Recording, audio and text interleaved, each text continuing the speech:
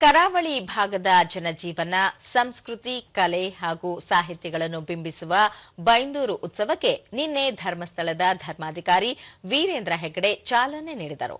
ಕಾರ್ಯಕ್ರಮದಲ್ಲಿ ಸಂಸದ ಬಿವೈ ರಾಘವೇಂದ್ರ, ಸಚಿವ ರಾಮಲಿಂಗಾರೆಡ್ಡಿ, ಶಾಸಕ ಗುರುರಾಜ್ ಗಂಟಿಹೊಳೆ, ಕುಂದಾಪುರ ಶಾಸಕ ಕಿರಣ್ ಕುಮಾರ್ ಕೊಡಗಿ ಮತ್ತಿತರರು ಉಪಸ್ಥಿತರಿದ್ದರು. 2026 ಇದೀಗ ವಿದ್ಯುಕ್ತವಾಗಿ ಉದ್ಘಾಟನೆಗೊಳ್ಳುತ್ತಿದೆ.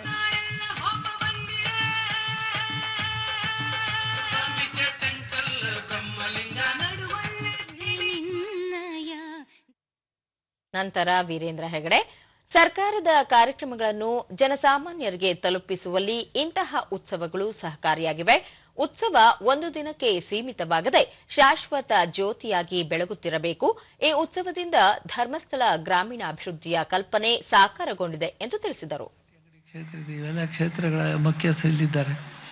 ಇವರೆಲ್ಲ ಈ ಕ್ಷೇತ್ರಗಳ ಪ್ರಭಾವದಿಂದಾಗಿ ಇಲ್ಲಿ ಸತ್ಯ, ನ್ಯಾಯ, ಧರ್ಮ ಎಲ್ಲ ಇಲ್ಲಿ ಚೆನ್ನಾಗಿದೆ. ಇನ್ನು ಮುಂದಕ್ಕೆ ಇದೇ ರೀತಿ ನಡ್ಕೊಂಡು ಹೋಗಲಿ. ಈ ಉತ್ಸವಗಳು ಕೇವಲ ಉತ್ಸವವಾಗಿ ಒಂದ್ಸಲ ಬೆಳಕು ಕೊಟ್ಟು ಮತ್ತೆ ಆರಿ ಹೋಗೋ ಆಗಬಾರದು. ಬದಲಾಗಿ ಶಾಶ್ವತವಾಗಿ ಉರಿಯುವಂಥ ದೀಪ ಆಗಬೇಕು, ಜ್ಯೋತಿ ಆಗಬೇಕು ಅಂತ ಹೇಳಿ ಸಂಸದ ಬಿವೈ ರಾಘವೇಂದ್ರ, ಜನರಿಗೆ ಸರ್ಕಾರದ ಯೋಜನೆಗಳನ್ನು ತಲುಪಿಸುವ ನಿಟ್ಟಿನಲ್ಲಿ ಬೈಂದೂರು ಉತ್ಸವ ಸಹಕಾರಿಯಾಗಿದ್ದು, ಇಂತಹ ಉತ್ಸವಗಳಿಂದ ಬೈಂದೂರು ಪ್ರದೇಶ ಅಭಿವೃದ್ಧಿ ಕಾಣುತ್ತಿದೆ. ಇಲ್ಲಿ ಪ್ರವಾಸೋದ್ಯಮಕ್ಕೆ ವಿಪುಲ ಅವಕಾಶವಿದ್ದು, ಮುಂದಿನ ದಿನಗಳಲ್ಲಿ ರೈಲ್ವೆ, ರಸ್ತೆ, ಜಲಸಾರಿಗೆ ಸೇರಿದಂತೆ ಮೂಲ ಸೌಕರ್ಯಗಳಿಗೆ ಹೆಚ್ಚಿನ ಒತ್ತು ನೀಡಲಾಗುವುದು ಎಂದು ಹೇಳಿದರು.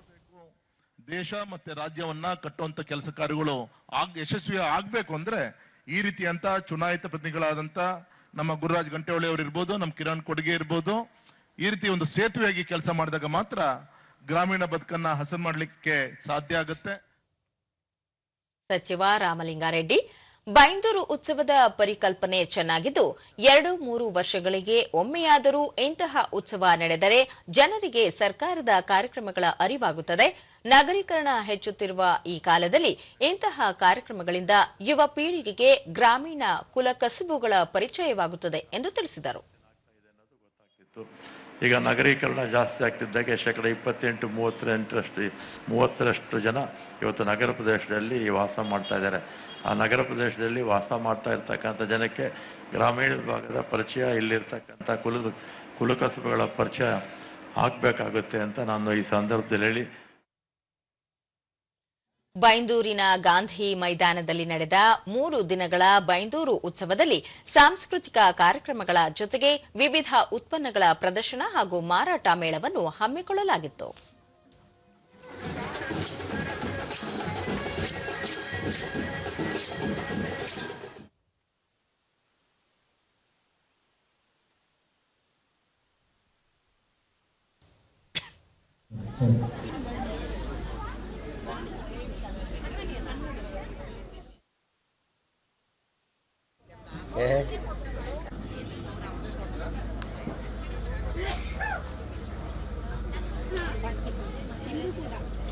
akan